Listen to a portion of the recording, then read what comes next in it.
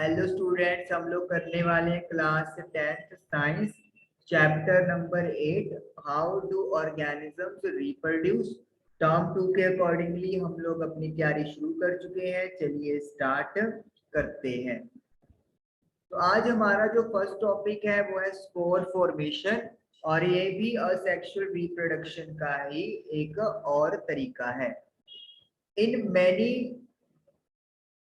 Simple multi cellular organisms, काफी सारे simple जो मल्टी सेलुलर ऑर्गेनिजम्स होते हैं, specific reproductive parts can be identified.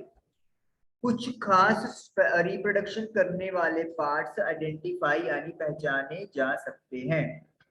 The thread-like structures that developed on the bread are the hyphae of the bread mold, that is the rhizopus. अगर आपने bread वाली एक activity को किया होगा या पढ़ा है आपने, तो वहां पे ये था कि जब ब्रेड के ऊपर आप देखोगे धागे जैसे एक स्ट्रक्चर डेवलप हो गए हैं जो कि ब्रेड माउल्ट के हाइफे हैं। ब्रेड माउल्ट क्या होता है? एक फंजाई का टाइप है जो कि वहां पर डेवलप हो जाता है। They are not reproductive parts, वो रिप्रोडक्टिव पार्ट्स नहीं होते, मतलब रिप्रोडक्शन में इनका कोई रोल नहीं है। The tiny blob on a stick structure are involved in reproduction. एक छड़ी जैसे स्ट्रक्चर पे छोटा सा ब्लोब, गोला यू कैन से, वो रिप्रोडक्शन में इन्वॉल्व होता है। ब्लॉब्स आर स्पोरेंजिया, ब्लॉब्स को हम लोग स्पोरेंजिया बोलते हैं। which contains cells और spores, जिनके अंदर सेल या फिर स्पोर्स होते हैं। that can eventually develop into new rhizopus individuals, जो कि अपने आप को नए rhizopus में डेवलप कर सकते हैं। the spores are covered by thick walls that protect them, जो स्पोर्स होते हैं, जो स्पोरेंजिया से निकलते हैं, उनके ऊपर थिक वॉल की लेयर होती है जो उनको प्रोटेक्ट बचा के रखती है until they come into contact with another moist surface and can begin to grow, जब तक कि वो किसी दूसरी नमी वाली सरफेस के साथ कांटेक्ट में ना आ जाए और ग्रोथ करना शुरू ना कर दें। तो यानी कि जब तक उनको फेवरेबल कंडीशन नहीं मिलेगी तब तक स्पोर्स की प्रोटेक्शन थिक वॉल करती रहेगी। Buds produced in the notches along the leaf margin of the bryophyllum fall on the soil and develop into new plants is an example of vegetative propagation. Bryophyllum के boundary पे, जो मतलब Bryophyllum का जो पत्ता है, लीफ है, उसकी बाउंड्री पे जो नोचेस बनती हैं और वहां पर बर्ड प्रोड्यूस होते हैं, वो अगर मिट्टी पे गिर जाते हैं तो वो नए प्लांट्स में अपने आप को डेवलप कर लेंगे। यानी कि ये ब्रायोफाइलम का सपोज कर लो लीफ है, और ये जो है लीफ की बाउंड्री या मार्जिन है, यहाँ पे है नोचिस, और नोचिस में डेवलप होता है बर्ड्स, और अगर ये बर्ड्स सॉइल में गिर जाएं तो वो नए प्लांट्स में अपने आप को डेवलप कर लेते हैं, और ये वेजिटेटिव प्रोपेगेशन की एग्जाम्पल में काउंट होता है। Then sexual reproduction. In this mode of reproduction, both sexes, male and females, are needed to produce new generation.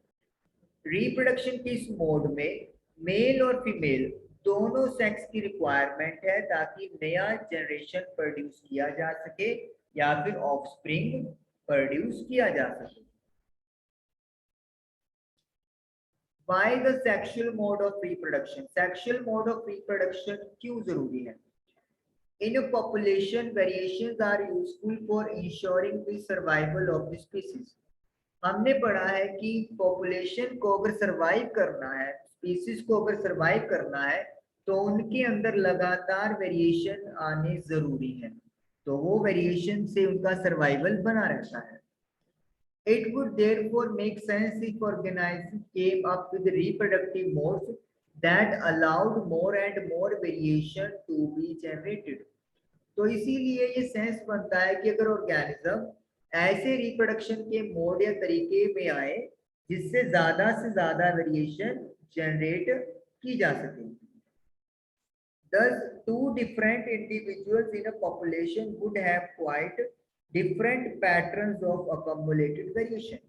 तो सेक्सुअल में क्या होगा, दो डिफरेंट इंडिविजुअल्स के साथ नया बच्चा बनता है, तो फिर उनके अंदर इंडिविजुअली जो वेरिएशन इकट्ठा होने का पैटर्न होगा वो डिफरेंट होगा होगा मेल में एक अलग तरीके से वेरिएशन इकट्ठा होंगी और फीमेल में एक अलग तरीके से वेरिएशन इकट्ठा होंगी। Since all of these variations are in living individuals, it is assured that they do not have any really bad effects. क्योंकि ये सारी वेरिएशन लिविंग इंडिविजुअल्स में आ रही हैं जो जिंदा है, तो ये यकीनी है कि उनका कोई बुरा असर नहीं पड़ने वाला। Combining variations from two or more individuals would thus create a new combination of variants.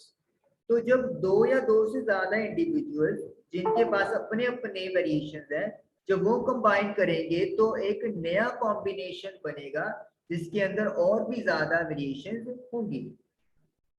Each combination would be novel, her combination नया होगा, since it would involve two different individuals, क्योंकि उसको बनाने में दो अलग अलग इंडिविजुअल्स इन्वॉल्व हैं।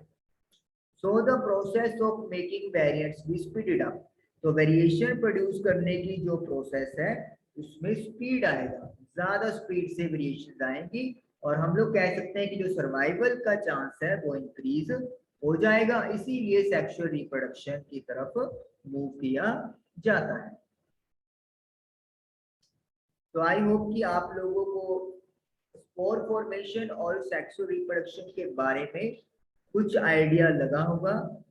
सेशन कंटिन्यू रखेंगे नेक्स्ट में। Thank you for watching the video.